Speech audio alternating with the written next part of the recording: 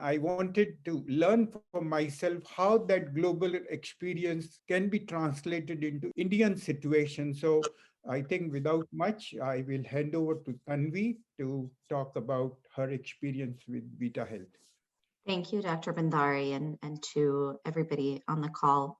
It's a pleasure to be here, and I have also learned quite a bit over the course of the presentation, so thank you. I will try and keep this brief so that we have some time for Q&A. My name is Tanvi. I'm the co-founder of a company that is based out of the US called Veta Health, Veta meaning intelligent. And we were really founded on a very simple premise of empowering patients to better self-manage when they're not directly in a care setting. These numbers, I think, have been mentioned numerous times on this call, but chronic disease is the kind of plague of this generation. 1 in 3 adults suffer from multiple chronic conditions. And it's not a new problem, but COVID-19 has really shed light on this. More than 90% of COVID-19 mortalities are linked to patients with at least one underlying condition, many of which are chronic: COPD, heart failure, diabetes, etc. And so there's been a really strong impetus to act in the last 18 months that we've been living through this. Managing chronic conditions in traditional healthcare models is extremely challenging.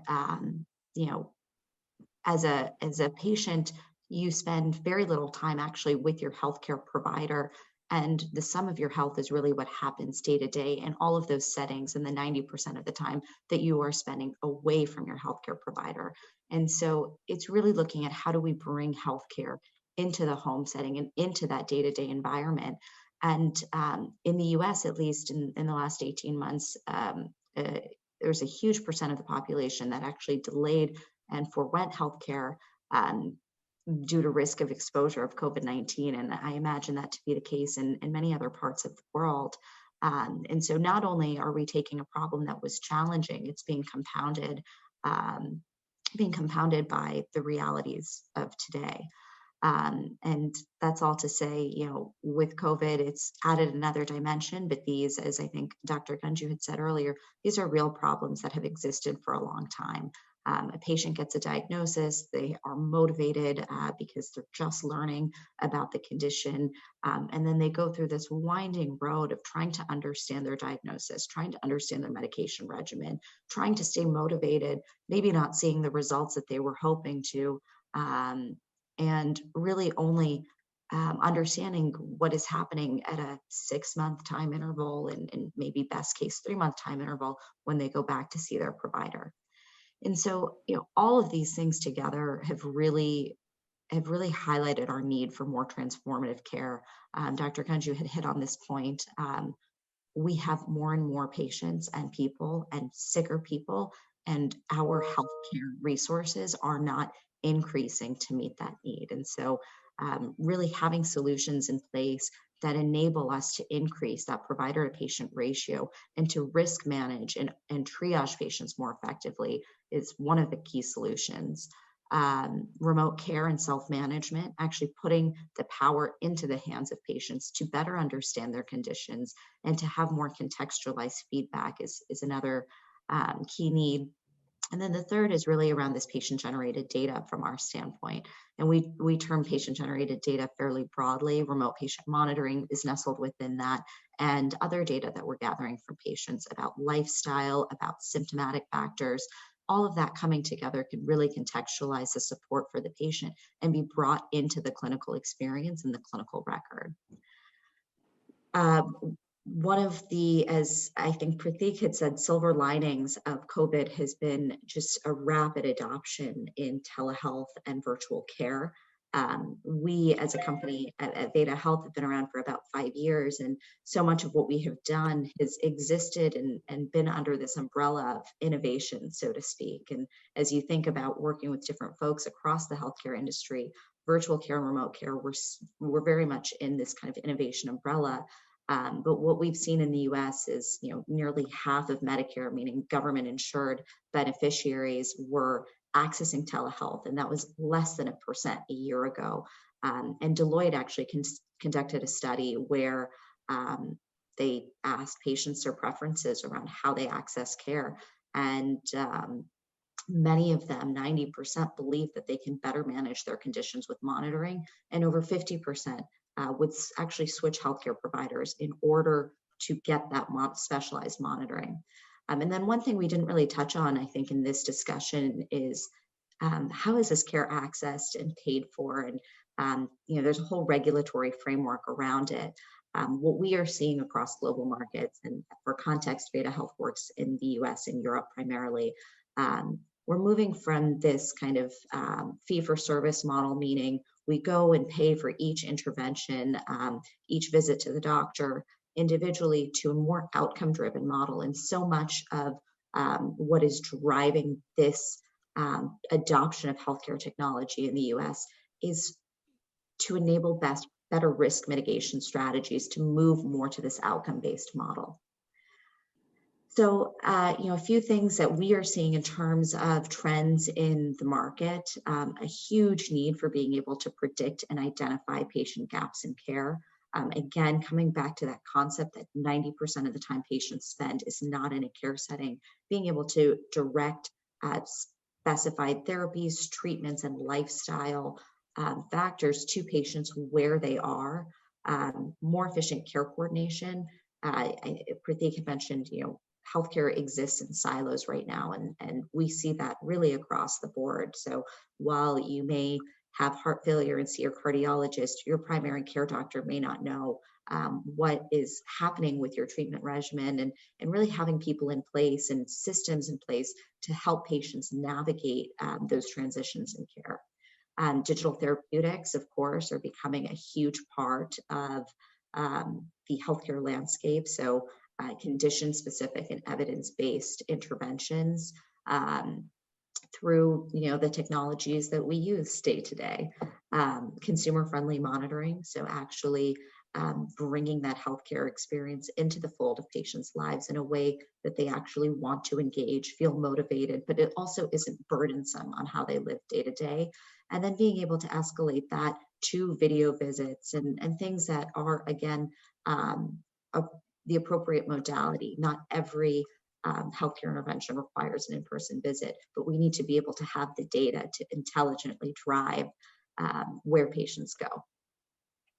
So a little bit about us as a company.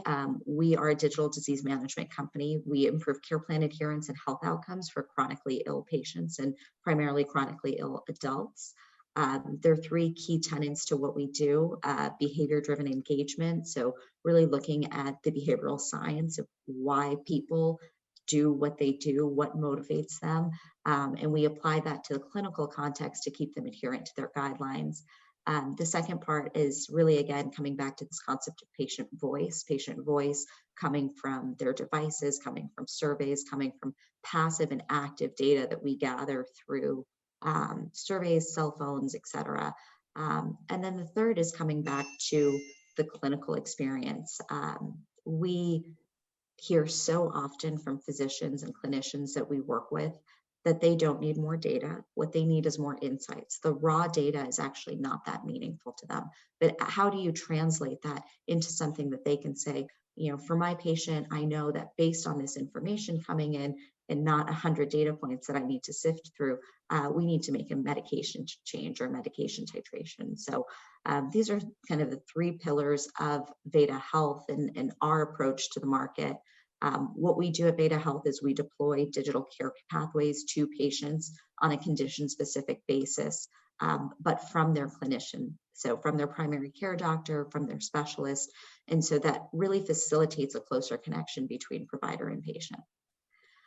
We take an ecosystem approach to this, so we integrate with a number of wearable devices. Our experience over the past 5 years has really shown that Bluetooth is incredibly challenging for the market that has the burden of chronic disease right now. And so we primarily work with cellular-enabled devices.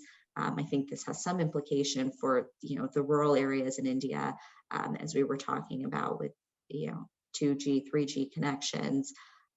We also have a workflow component where we enable clinicians to take advantage of this remote care platform and this whole approach, because one of the biggest challenges that we've seen is that most folks don't have the adoption of this within the clinical practice itself. And part of our platform is looking at the risk mitigation and auto triage. So not every patient's needs are the same. Some patients benefit from device monitoring, some benefit from a digital care pathway. And based on patient phenotype, date of diagnosis, and a lot of other variables, we're actually able to push them down these personalized care pathways that have content that's really specified to the patient himself or herself. So I know we don't have a lot of time, so I'll get into the results part, which I know Dr. Bhandari had wanted to cover. We've run a number of studies, clinical studies, on the impact of this technology within the healthcare provider setting, specifically one on the impact of remote monitoring on heart failure readmissions. And what we are hearing, kind of loud and clear from providers is this is essential. We were able to reduce readmissions by 75% between the investigational and control group, and patients report feeling better cared for, more security, knowing that somebody is really watching over them in these really vulnerable moments in their lives and in their healthcare experiences. And then we also work in the life sciences space. So just another data point around a study that we did alongside Roche Diagnostics. We were able to generate interventions on asymptomatic patients through remote patient monitoring. We were getting about 26 data points per vital per month per patient, 7.8 clinician and patient satisfaction. And these are interventions that would not have happened without this type of monitoring. One patient had a pacemaker implanted because of the data that was coming through. So it's really, from our perspective, about this opportunity to move healthcare from a reactive patient-initiated model to a more proactive model where patients can be followed and understood, and then they can be directed to the appropriate intervention or care setting based on the sum of their day-to-day experiences. And I'll pass it back to you, Dr. Bhandari. I think, thank you very much. One question I have, Tanvi, from your presentation. You have such a documentative study, which I alluded at the beginning of my presentation. That's what I meant by value chain, because nobody is interested in the process until you show the outcomes. Tell me one reason why it is not getting penetrated as quickly as one would expect it. What are bottlenecks you encounter in it? I would say there are probably up what you have done. 3 primary challenges. One is the workflow adoption. As I mentioned, we are a clinician to patient driven model and really build trust within that relationship. And clinicians up until recently were not looking at these virtual care modalities in the same way that they look at the in-person. And a big part of that is driven by the regulatory environment. And we see this in the markets that we work in the US and Europe. Until there's a framework from a regulatory perspective, it's very, very challenging to ask clinicians to ultimately adopt these types of technologies. And then the last and third point is around patient adoption. And much of that has to do with how simple it is to use.